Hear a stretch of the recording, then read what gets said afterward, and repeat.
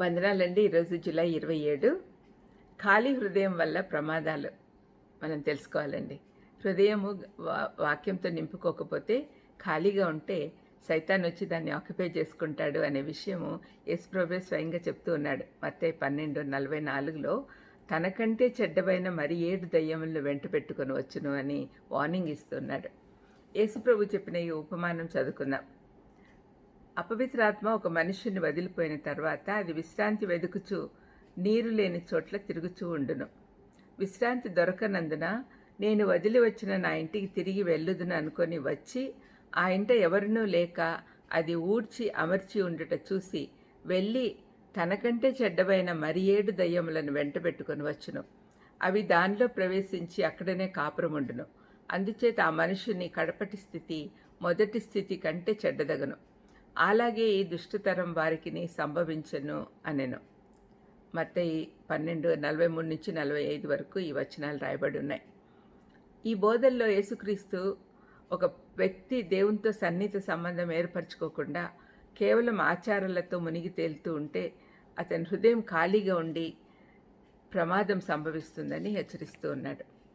అపవాది చెర నుండి విడిపింపబడిన ఒక వ్యక్తి తన హృదయం ఖాళీగా ఉంచుకుంటే ఇంకా భయంకరమైన చెరలోకి వెళ్ళే అవకాశం ఉందని చెప్తున్నాడు.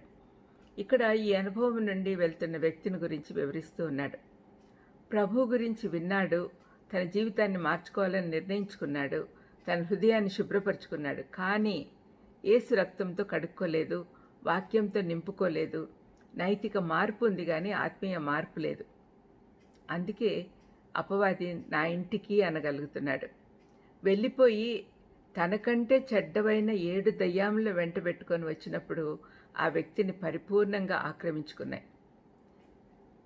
ఇక మళ్ళీ బాగా అవుటకు వీలు లేకుండా తన పరిస్థితి తయారవుతుంది. కుక్క తన వాంతికి తిరిగి వెళ్ళినట్టు, పంది కడిగించుకొని తిరిగి బురద గుంటలకి పరిగెత్తినట్టుగా అవుతుంది. ఖాళీ హృదయం ప్రమాదకరం.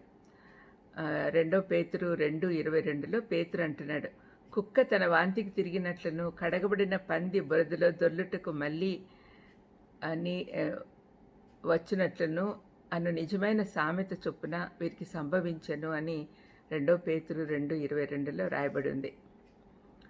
ఒక వ్యక్తి క్రీస్తును సొంత రక్షకునిగా అంగీకరించిన తర్వాత తన వద్ద ఉన్న అపవాదికి సంబంధించిన ఏవీ లేకుండా జాగ్రత్త పడాలి. క్రీస్తును కలిగి ఉన్నవాడు నూతన సృష్టి గావించబడాలి. పాతవి గతించిపోయి నూతనపరచబడాలి.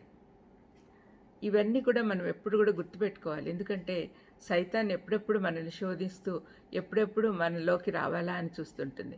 హృదయము అంతా కూడా ఖాళీ లేకుండా వాక్యంతో నింపుకుంటే, దేవుని మాటలతో నింపుకుంటే, దేవుని సన్నిధి మనతో ఉంటే, పరిశుద్ధాత్ముడు చెప్పిన మాటలు మనం వింటూ ఉంటే అపవాదికి ఇంకా వచ్చేదానికి అవకాశమే ఉండదు. కాబట్టి మనం జాగ్రత్తగా మన హృదయాలను ఖాళీ పెట్టుకోకుండా వాక్యంతో నింపుకోవాలి. చిన్న ప్రార్థన చేసుకున్నాం. ప్రభువా, నిన్ను నమ్మి నీ వెలుగులోకి వచ్చాక నీ వాక్యంతో మా హృదయాన్ని నింపుకోవాలి. లేకపోతే సాతాను వచ్చి ఆక్రమించుకుంటుంది అని జ్ఞాపకం చేసినందుకు వందనాలు చెప్తూ మా హృదయాలను నింపమని, మీరే మాకు సహాయం చేయమని యేసుక్రీస్తు నామములో వేడుకొంచున్నాను తండ్రి. ఆమేన్. God bless you.